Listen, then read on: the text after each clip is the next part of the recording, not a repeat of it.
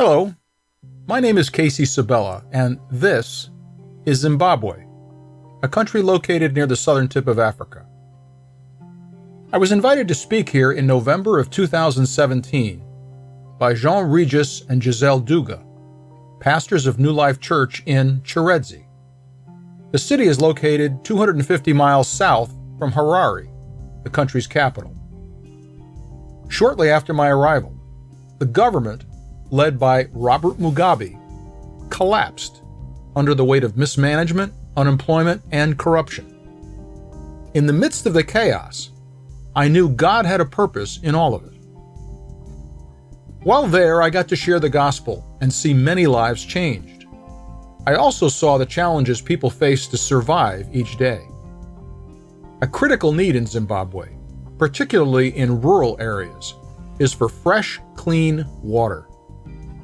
Many die from cholera and other diseases brought on by contaminated water. I was invited back to Zimbabwe in August of this year to speak, but also with a mission: to create wells in critical areas for people to get their basic survival needs met.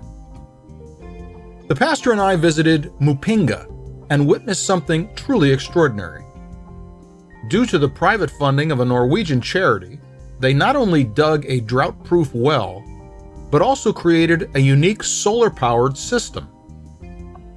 This well provides fresh water for drinking, additional water for washing, added water for livestock, but also the ability to irrigate adjacent farmland.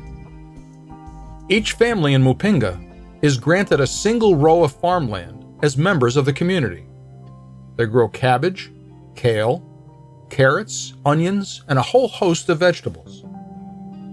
Because of the weather conditions, they can harvest crops 4 times each year in the fertile soil of Zimbabwe.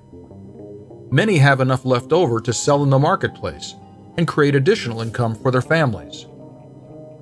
Upon seeing this, the pastor and I caught the vision of what Wells for Zimbabwe might become. Instead of a single well providing needed fresh water to a community, we envisioned well systems in many places that offered nutritious food and economic opportunities for each community. The well system in Mupinga required a lot of different processes and many barriers to duplicate. The pastor conceived of privately funding this kind of system in 6 rural areas of Zimbabwe, managed entirely by local churches instead of foreign governments. We drove 300 miles visiting potential church sites. Each pastor willingly donated church property for future farms to be irrigated by future wells. We contacted the original architect of the water system in Mupinga and learned that the entire operation, including a machine-dug well, solar power, above-ground tank, below-ground pump, and all the accessories, costs $6,000 each. Each system can become the center of a town serving 600 to 1,000 people every day. This is an amazing way to impact the world through the gospel. Since each project will be under the careful oversight of local pastors, the opportunity to minister to each community member is evident and natural.